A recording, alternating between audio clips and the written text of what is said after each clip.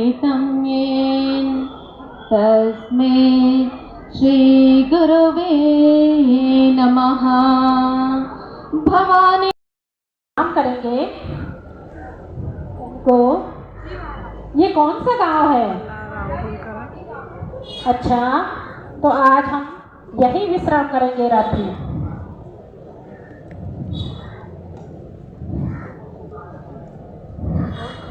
सुखकर्ता दुःखहर्ता वार्ता विघ्नाची पूर्वी पूर्वी प्रेम कृपा जयाची। जय देव सर्वांगी सुंदर उठ सिंदुराची कंठी झलके माले मुक्ता फलाची। जय देव अरे वाह, बहुत सुंदर। ये गाना कौन गा रहा है? सुनो तो। प्रणाम। ये गाना कौन गा रहा है? माना कि इनके जो सरस्वती इनके गले में वास कर रही है। आप जानते हो इन्हें? मालकोटी शिंदे की पुत्री है। अच्छा, क्या आप मेरा परिचय उनसे कराओगी? जी जरूर, चलिए। चलिए। मालकोटी शिंदे जी प्रणाम।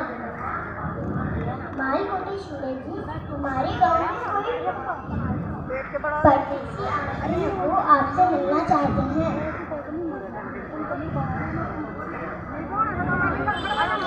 मालकोटी जी प्रणाम। प्रणाम महाराज, आइए बैठिए। पढ़े तो मैंने सुना एक कन्या बहुत सुंदर गाना गा रही थी। माना कि उनके गले में स्वयं सरस्वती का वास है और मैंने सुना कि वो आपकी पुत्री है।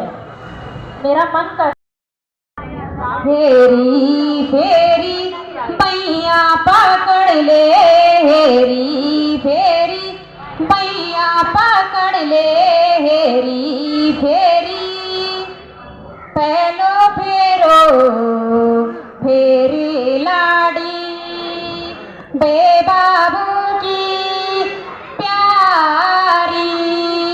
दूजो फेरो फेरी लाड़ी कन्या छे तू प्यारी। तीजो फेरो फेरी लाड़ी बे बहनों की दुलारी। फेरी फेरी बैया पकड़ ले, हेरी फेरी बैया पकड़ ले, हेरी फेरी बैया पकड़ ले, हेरी फेरी। शादी मुबारक हो। और इस तरह 12 वर्ष की भोली भाली अहिल्या मालवा की अहिल्याबाई होकर बन गई। बढ़ रहा था कि तभी अचानक ससुर मल्लाव राव भी चल बसे। अहिल्याबाई के लिए ये एक बड़ा झटका था। अब सारी जिम्मेदारी पूरे साम्राज्य की अहिल्याबाई के ऊपर आ गई।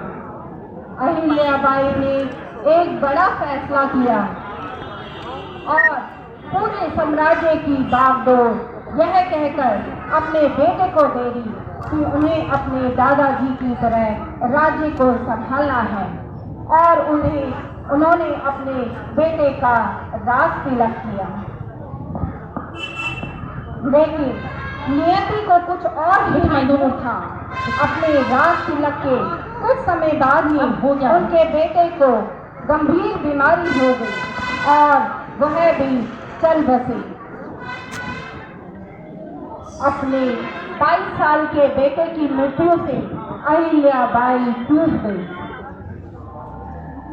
लेकिन अपने प्रजा के खातिर अपने आंसू पी लिए और यह सोचकर कि कहीं राज्य का पतन ना हो जाए, फिर से राज्य के विकास में लग गई।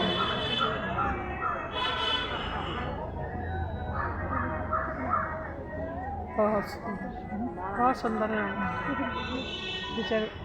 क्योंकि होलकर परिवार के पास अब कोई पुरुष नहीं था, इसीलिए एक कर्मचारी ने पड़ोसी राज्य के राजा राघवा को एक पत्र लिखकर होलकर पर कब्जा करने को कहा।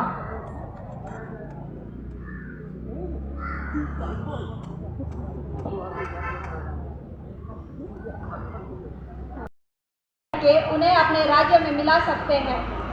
अवश्य युद्ध की तैयारी करो। जी महाराज।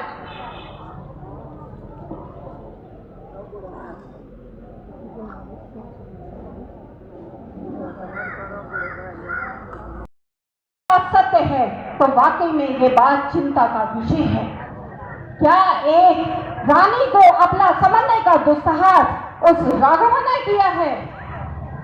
अब मैं मराठा साम्राज्य की बहू और उस राघव को ये बताऊंगी कि अगर कोई दुष्ट हम नारियों के प्रति अगर कोई आंख उठाकर भी देखता है तो हम नारी क्या हाल करते हैं। सैनिकों, जाओ और पूरे साम्राज्य में ये घोषणा कर दो कि हमारे साम्राज्य में जितनी भी महिलाएं हैं वो सब की सब हमारी सेना में भर्ती हो जाए। हम अपनी सेना एक नारी सेना बनाएंगे ताकि वो ऐसे पुरुषों से हम अपना बचाव खुद करें।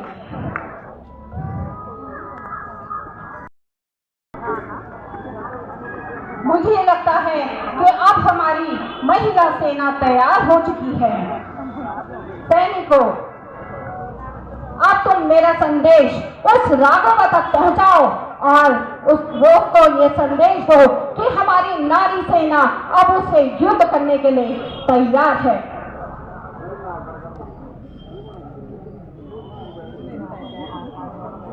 महाराणा प्रणाम। महाराजा, आपको महारानी ने संदेश भेजा हुआ है।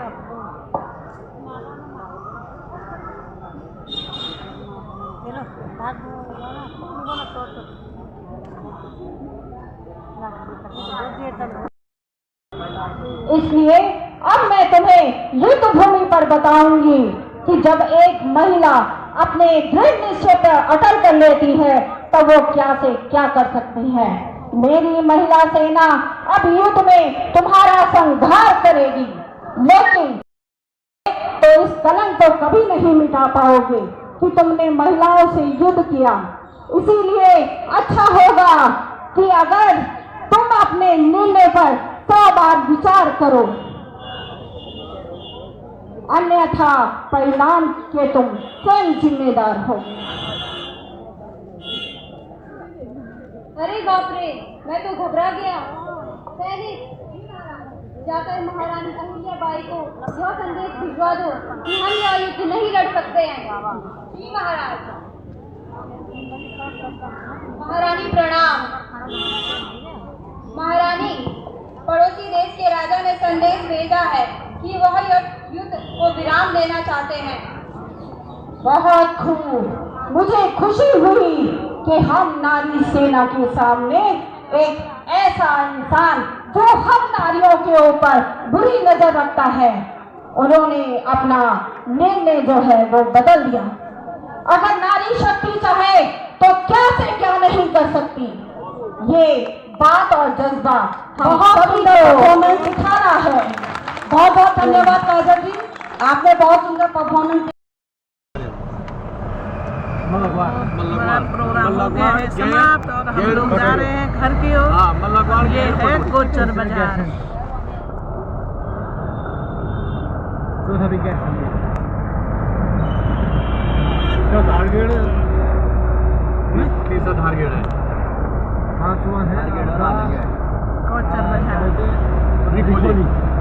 और कड़ाके की धूप पड़ रही है यहाँ। बहुत ज़्यादा धूप है। हमारा गैरसैन बहुत अच्छा है, वहाँ पे बहुत ठंडा है और आप लोग घूमने के लिए आ सकते हैं गैरसैन में।